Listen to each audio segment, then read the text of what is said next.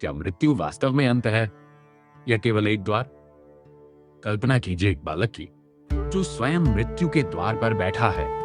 न भोजन, न जल, 3 रातों से केवल एक प्रश्न के साथ, मनुष्य मरने के बाद वास्तव में क्या होता है?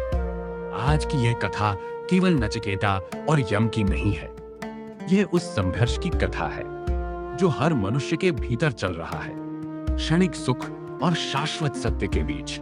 यदि आप उपनिषदों, भारतीय दर्शन और चेतना के रहस्यों पर ऐसी ही गहरी यात्राएं देखना चाहते हैं तो अभी इस चैनल को सब्सक्राइब कीजिए, वीडियो को लाइक कीजिए और अंत तक अवश्य देखिए। एक बालक नचिकेता मृत्यु लोक के द्वार पर बैठा है।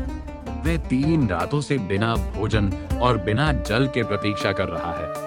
उसकी आशा केवल एक है, स्वयं मृत्यु का सामना करना। उसे यहाँ उसके पिता ने भेजा था। उसके पिता एक ऋषि थे जो एक भव्य सार्वजनिक यज्ञ के माध्यम से आध्यात्मिक पुण्य प्राप्त करना चाहते थे, लेकिन वह यज्ञ एक दिखावा था। वे ऐसी गायों का दान कर रहे थे जो वृद्ध और बांझ थी, ऐसे पशु जो अपना अंतिम जल भी पी चुके थे। नचिकेता ने इस प्रदर्शन को उसकी वास्तविकता में देख लिया। यह केवल खोखले कर्मों के माध्यम से प्रतिष्ठा प्राप्त करने का प्रयास था, और यह आदत आज भी अधिक नहीं बदली है। हम सफलता के खाली प्रतीकों का पीछा करते रहते हैं, जबकि अंत की वास्तविकता को अनदेखा करते हैं।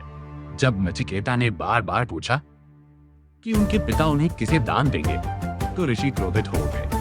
उन्होंने चिल्लाकर कहा, मैं तुम्हें मृत्यु को देता हूँ। नचिकेता ने इस शाप को एक निमंत्रण की तरह स्वीकार किया। उन्होंने समझ लिया कि यदि उनके पिता के कर्मकांड क्षय और मृत्यु की वास्तविकता का सामना नहीं कर सकते, तो उन्हें स्वयं उस सत्य को समझना होगा। जब मृत्यु के देवता यम लौटते हैं और देखते हैं कि एक अतिथि 3 दिनों से उपेक्षित बैठा है, तो वे अपने अपराध के प्रायश्चित के रूप में नचिकेता को 3 वरदान देते हैं। पहला, उनके पिता की शांति। दूसरा, एक पवित्र अग्नि यज्ञ का ज्ञान जो स्वर्ग की ओर ले जाता है। यम दोनों वरदान प्रदान कर देते हैं, लेकिन ये अभी भी केवल अगले लोक की तैयारी भर है। अपने अंतिम वरदान में नचिकेता वह प्रश्न पूछते हैं जिससे यम बचना चाहते थे। मनुष्य के मरने पर कुछ कहते हैं कि वह अस्तित्व में रहता है और कुछ कहते हैं कि नहीं रहता। सत्य क्या है? यम ठहर जाते हैं। वे कहते हैं कि इस विषय को समझना देवताओं के लिए भी कठिन है, और वे नचिकेता से कोई दूसरा वरदान मांगने का आग्रह करते हैं। लेकिन नचिकेता अड़िग रहते हैं। वे पहले ही देख चुके हैं कि भौतिक सुख अस्थायी है। वे अंतिम सत्य के बदले किसी श्रेष्ठ कर्मकांड को स्वीकार करने से इनकार कर देते हैं। तब यम अंतिम बार उन्हें प्रलोभन देते हैं। दीर्घायु पुत्र, असीम स्वर्ण और दिव्य अप्सराएं। वे नचिकेता को ऐसे सुख देने का वचन देते हैं जो सामान्य मनुष्यों के लिए असंभव है, लेकिन नचिकेता उन सभी को अस्वीकार कर देते हैं। वे कहते हैं कि ये सुख केवल कल तक टिकते हैं और सबसे लंबा जीवन भी अनंत काल के सामने अत्यंत छोटा है।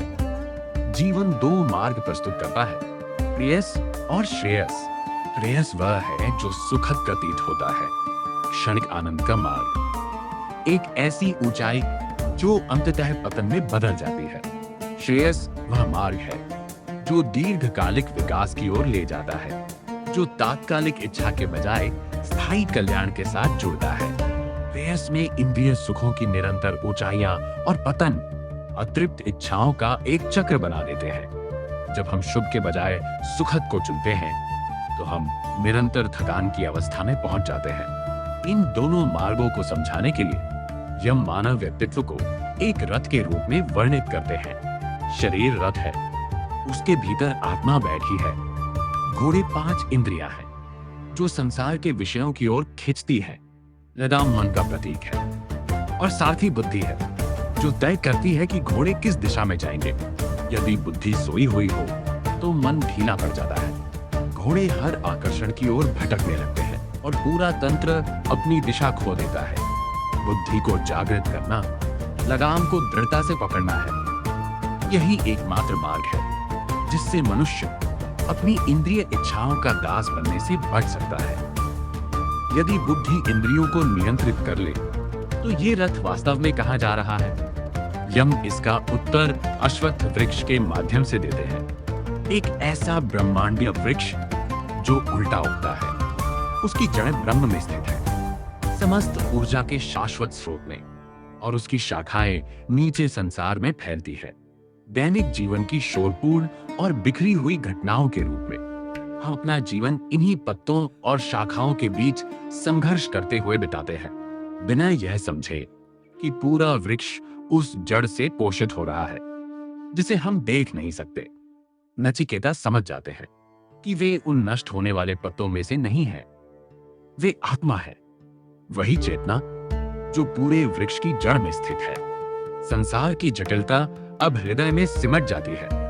यम इसे ब की ध्वनि कहते हैं, वह सेतु जो परिवर्तनशील संसार और शाश्वत आत्मा को जोड़ता है।